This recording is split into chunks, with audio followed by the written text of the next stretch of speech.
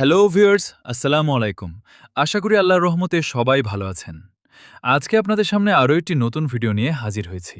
আজকে যে ওষুধটি নিয়ে আলোচনা করব সেটি হচ্ছে ইকোস্প্রিন ৭৫ মিলিগ্রাম। ইকোস্প্রিন ৭৫ হল একটি স্বল্প মাত্রার অ্যান্টিপ্লেটলেট ঔষধ, যাতে ৭৫ মিলিগ্রাম অ্যাসপিরিন রয়েছে। এটি রক্ত পাতলা করার ঔষধ হিসেবে কাজ করে রক্তের প্লেটলেটগুলোকে একসাথে জমাট বাঁধতে বাধা দেয়, যার ফলে হার্ট অ্যাটাক, ইসকেমিক স্ট্রোক এবং এনজাইনার ঝুঁকি উল্লেখযোগ্যভাবে হ্রাস পায়। মূল বিবরণ প্রধান ব্যবহার: হৃদরোগজনিত ঘটনা এবং রক্ত জমাট বাঁধা প্রতিরোধ।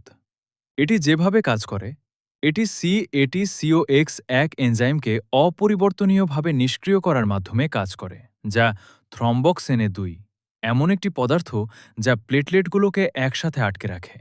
এর উৎপাদন বন্ধ করে দেয়। সক্রিয় উপাদান: অ্যাসপিরিন, অ্যাসিটাইল স্যালিসাইলিক অ্যাসিড। কিভাবে এটি গ্রহণ করবেন? সেবনবিধি: পেটের অস্বস্তি কমাতে ট্যাবলেটটি পানি দিয়ে সম্পূর্ণ গিলে ফেলুন, বিশেষত খাবারের সাথে বা ঠিক পরেই। এটি ভাঙবেন না বা চিবোবেন না।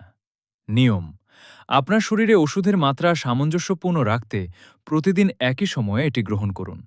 ব্যবহার বিধি: আপনার ব্যক্তিগত ঝুঁকির কারণগুলো মূল্যায়ন করার পর কোনো স্বাস্থ্য বিশেষজ্ঞের পরামর্শ অনুযায়ী কেবল এই ওষুধটি গ্রহণ করুন। সতর্কতা ও পার্শ্ব প্রতিক্রিয়া।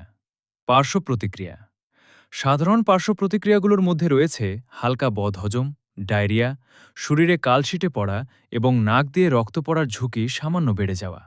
রক্তক্ষরণের ঝুঁকি: যেহেতু এটি রক্তকে পাতলা করে, তাই ধারালো বস্তু যেমন শেভিং, নখ কাটা ব্যবহারের সময় সতর্কতা অবলম্বন করুন এবং যে কোনো অস্ত্রোপচারের আগে সর্বদা আপনার ডাক্তারকে জানান।